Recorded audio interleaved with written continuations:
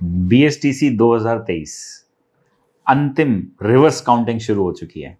28 अगस्त को पेपर होने वाला है। पेपर से पहले हमें एक आखिरी वार्म अप, एक आखिरी बार पेपर को जानने की जरूरत है। वो जानने की जरूरत इसलिए है कि साहब ये जो बचे हुए हमारे पास जो 15-20 दिन का समय है, इस समय में हम हमारी रणनीति को अगर कुछ बदलना चाहें, उसके हिसाब से अडॉप्ट करना चाहें, तो वो काम हम कर सकते हैं।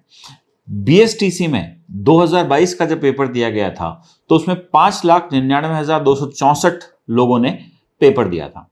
इस साल जब फॉर्म भरे गए तो साहब ये थोड़ा सा बढ़ गया। इस बार करीब 6,19,000 फॉर्म भरे गए हैं। पिछले साल और इस साल में जो फर्क आया है वो अप्रोक्सीमेट 3% के आसपास है। इसका मतलब है 3% ज्यादा लोगों ने इसकी तरफ रुझान अपना बढ़ाया है। इसका यह भी मतलब है कि इस बार हो सकता है कि आपको कट ऑफ पिछली बार से थोड़ा सा ज्यादा फेस करनी पड़े। पर इन सब बातों से आपको क्या ध्यान रखना है? आपका चयन एक सीट पे होना है, आपका सिलेक्शन एक सीट पे होना है। आपको क्या चाहिए? एक सीट चाहिए। अगर वो आपके गृह जिले, आपके घर के पास मिल जाए तो इससे बढ़िया कुछ नहीं हो सकता, और नहीं तो कहीं ना कहीं हमें बस हमारी एक सीट पक्की करनी है।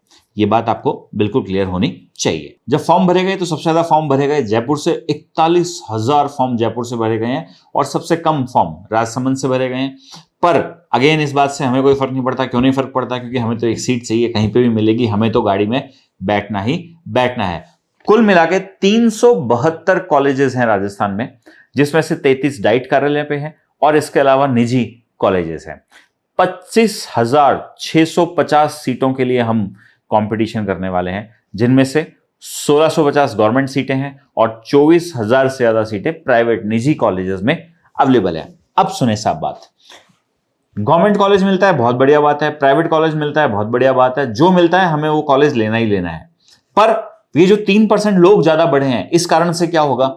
इस कारण से बहुत ज्यादा फर्क पड़ेगा नहीं। मैं पहले आपको 2022 की तरफ लेके चल रहा हूं। 2022 में 3 बार लिस्ट आई थी, है ना? पहली बार आई, फिर दूसरी बार आई, फिर तीसरी बार आई। ऑल्दो पहली, दूसरी, तीसरी किन्हीं लिस्टों में कोई बहुत ज्यादा फर्क नहीं था, मतलब मार्किंग का, नंबर्स का, हर बार 3-3 नंबर से उसको के बाद आपको अलॉटमेंट हो गया था। तो पिछली बार करीब 393, 94, 95 में जनरल में हमें कॉलेज मिल रहा था। इस बार हमें क्या करना चाहिए? वो कौन सा स्कोर होगा जो हमारे लिए बहुत बढ़िया होगा?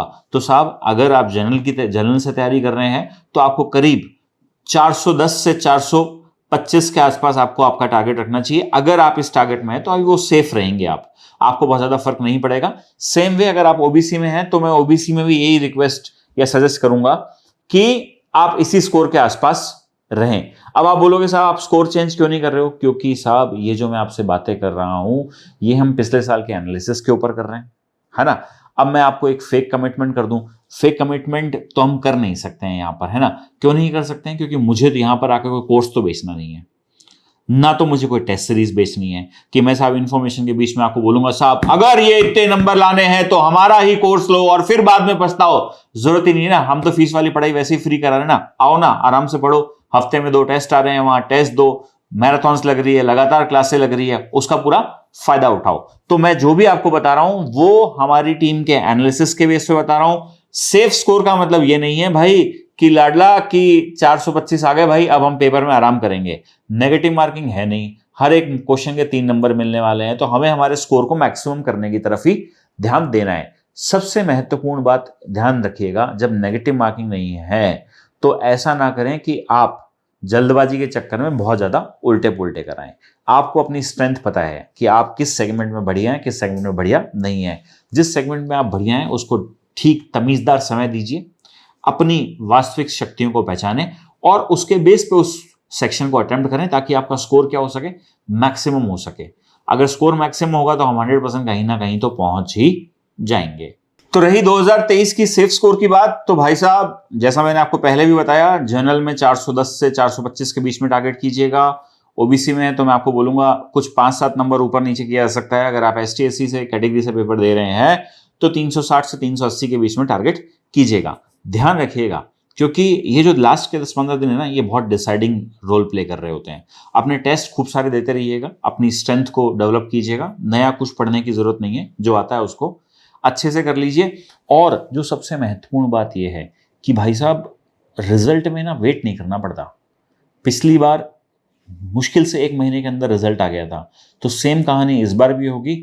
तो यही समय है जो 10-15 दिन का समय, जिसमें अगर हमने थोड़े से एक्स्ट्रा एफर्ट लगा दिए, अपनी जो आपकी लिमिटेशंस है, जो आपने बाउंड्रीज बना रखी है कि मैं इससे ज़्यादा नहीं कर सकता, अगर आप उससे थोड़ा सा भी आगे बढ़े तो एक खुशहाल भविष्य आपका इंतजार कर रहा है। जय हिंद, जय भारत।